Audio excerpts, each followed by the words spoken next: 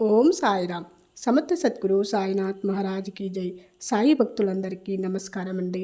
సాయిబాబా దయ వల్ల ప్రతి ఒక్కళ్ళు సంతోషంగా ఆనందంగా ఉండాలని మనస్ఫూర్తిగా కోరుకుంటూ వీడియో చేస్తున్న బాబా సందేశం ఏంటంటే, రానా బాబా దగ్గరికి వచ్చి నేను నీకు సేవకుడిగా ఉంటాను బాబా అంటాడు. అప్పుడు బాబా ఇలా అన్నాడు, ఏమన్నావు రానా? ఒకరు ఇంకొకరికి సేవకుడిగా భావించడమా, ఒకరు మరొకరికి సేవకుడిగా ఉండడము, ఈ రెండు మానవ జాతికి విరుద్ధమే. అది మన అందరినీ పుట్టిస్తున్న ఆ దేవుణ్ణి అవమానించడంతో సమానం. మనము ఉంటున్న ఆ ద్వారకకు వెళుతున్న వారు కూడా మనలాంటి వారే రానా. వారికి ఎటువంటి తేడా ఉండదు. అది బాగా అర్థం చేసుకో. నేను నీకు సేవ చేయాలని అనుకుంటున్నాను సాయి. అప్పుడు సాయి ఇలా అంటాడు, సేవ చేయటము వేరు, సేవకుడిగా ఉండడం వేరు. ఈ రెండు మాటలకు తేడా ఉంది.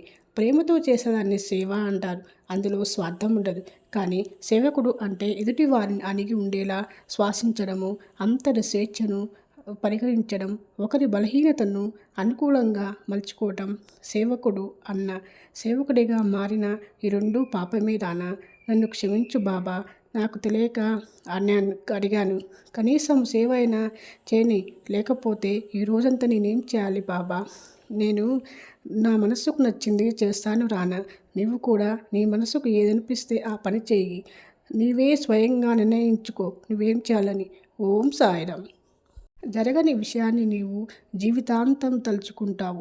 జరిగే విలువన్న విషయాన్ని కోసమైనా తలుచుకోవాలి. నీవు పడుతున్న కష్టం గురించి నాకు బాగా తెలుసు. కానీ నీకు ఒక్కడికే కాదు కదా, ఇక్కడ అందరికీ ఎన్నో కష్టాలు ఉన్నాయి. ఆ పువ్వులను చూడు, అవి అన్నీ ప్రతిరోజు నీ కోసమే పూస్తున్నాయి.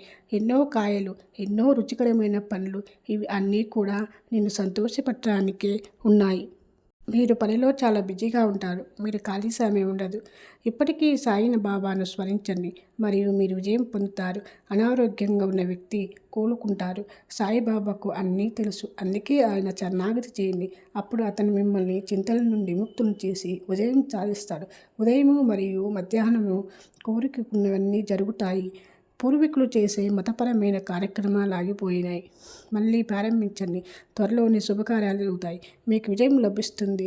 ఓం సాయిరామ్. మీరెప్పుడు కష్టాల గురించే ఆలోచిస్తారు. మనం చూసే కళ్ళు ఎన్నో ఉండొచ్చు, కానీ మనలోనే తలుచుకుంటూ వాళ్ళ కళ్ళల్లో నింపుకొని ఎదురు చూసే వాళ్ళు ఇద్దరు ఉంటారు. వాళ్ళే మీ అమ్మ నాన్న. ఓం సాయిరామ్.